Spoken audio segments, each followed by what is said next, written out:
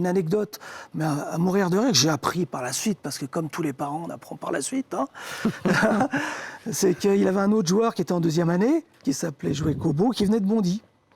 Et nous, c'était la règle, c'est qu'on les faisait jouer toujours à 2 postes, une fois devant, une fois derrière. Il a joué derrière. Hein. Ah bon, il a fait quel jouer poste? derrière, latéral droit, dans un registre qui peut lui convenir. Ah hein. oui, on va prendre le couloir. Oui. Voilà, ah, non, mais surtout pour lui faire voir que les autres peuvent faire des appels hein, et que le jeu sans bien. ballon, il est important.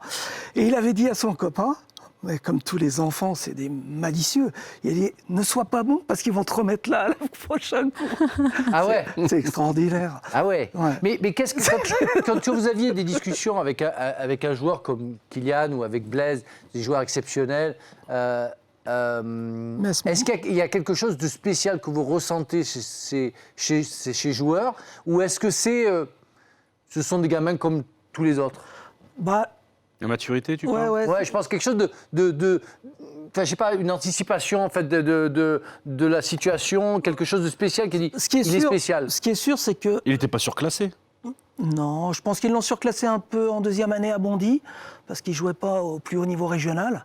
Puis ça lui faisait du bien, parce qu'il avait besoin d'être confronté à Cosso. S'aguerrir, ouais. Oui, surtout pour se déplacer. Ouais. Parce qu'il jouait beaucoup avec le ballon, comme tous les enfants. Et il attendait que le ballon lui Tout vienne. commence, voilà, il se mettait sur un côté, donc là, il avait la vision qu'il fallait. Voilà, parce que c'est plus facile de prendre l'info quand tu es sur un côté. Oui, parce qu'il n'avait personne un peu. Donc là, moi, j'ai commencé à le mettre dans l'axe.